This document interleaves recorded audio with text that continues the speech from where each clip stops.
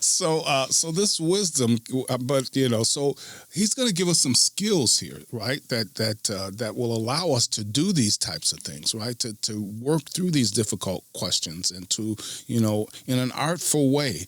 But they can be used in an ugly way. Yeah, right. We can manipulate people, right? Or, we can do what he says, slick ruses on people. Well, he doesn't, that's not what tactics is all about, right? They are not clever ploys to embarrass other people and force them to submit to our point of view. We're not trying to embarrass people. They're not meant to belittle or humiliate other people that we're talking with, right? Or that we disagree with. So we can, or to gain notches in our spiritual belts, right? So we don't want to be, we're going to learn some very, very powerful techniques, by the way.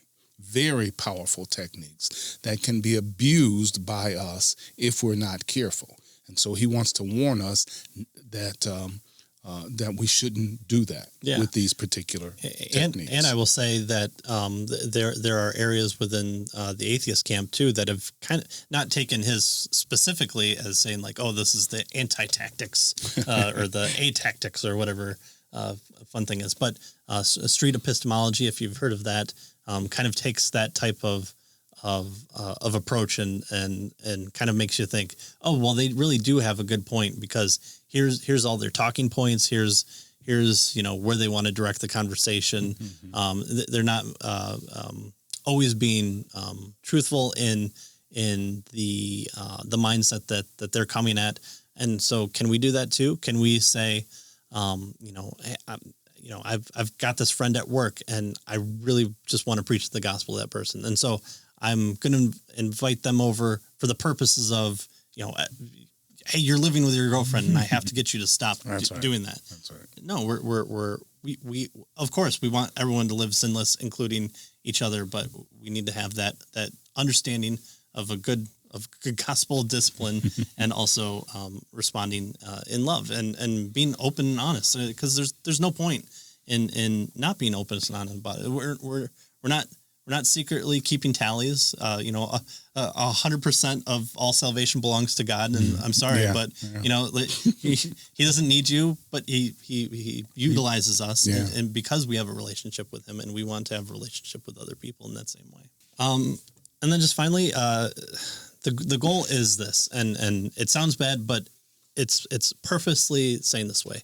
The goal is to find clever ways to exploit someone's bad thinking for the purposes of guiding them to truth, yet remaining gracious and charitable at the same time. Right. So we do want to exploit their bad thinking because that's, especially with our last one, with Nancy Pearcey's book, we're looking at ways of which their worldview collapses in on itself, which postulates and makes humanity an idol, and so reduces what humanity actually is or reason actually is. And so the exploit is kind of video games. If I can take that example of you find the rhythm, you find the pattern, and it's on the third fireball, then you jump over and then you can attack. And so that's what it means by exploit. And find clever ways.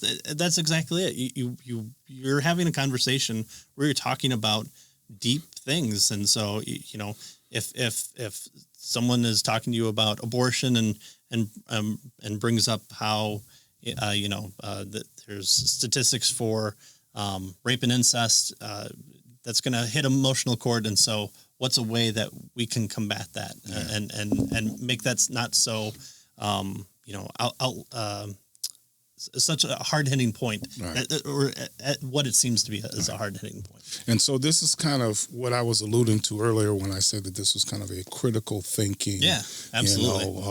It's a kind of a soft logic book because it's going to help us. And one of the ways that people change their beliefs is when they realize that what they believe is not true.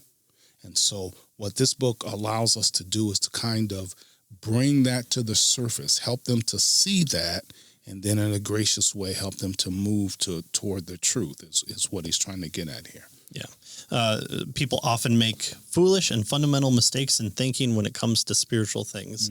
Especially if someone only believes that the only things that are real are physical things. And so, you're kind of having to be of two mindsets here as far as like, Nancy Pearcey's 5 principles. If you're taking the presuppositional approach and saying, okay, here's the internal critique, here's the external critique, here's the reductionist view. How do I present that to them? And how to present that to the person is the tactics. Right. That's how we do it. Right. The aim is to manage, not manipulate, to control, not coerce, to finesse, not to fight. And so, again, if anyone gets angry, your side, their side, you lose. And so, being manipulative, once it's found out, someone's going to get angry. Either you failed and so you're beating yourself up about it, or they're not doing exactly what you want and you're hitting it over the head because you want to take it in this direction. That person finds out and says, "Oh, you were just wanting to talk about this the whole time." Well, peace out, and no one's happy, and no one's going away, no one's thinking about it. Everyone's closed off. That's not what we want. That's not what this book is for. And so it's just a way to that this chapter tempers what will be proceeding in the following chapter. Right. He says that tactics involves the details of engagement, the art of navigating through conversations, themselves. And so we want to navigate through conversations, expose bad thinking, help people to come to the truth in a gracious and loving manner. And so that's what this book teaches us how to do. That's the aim of this book.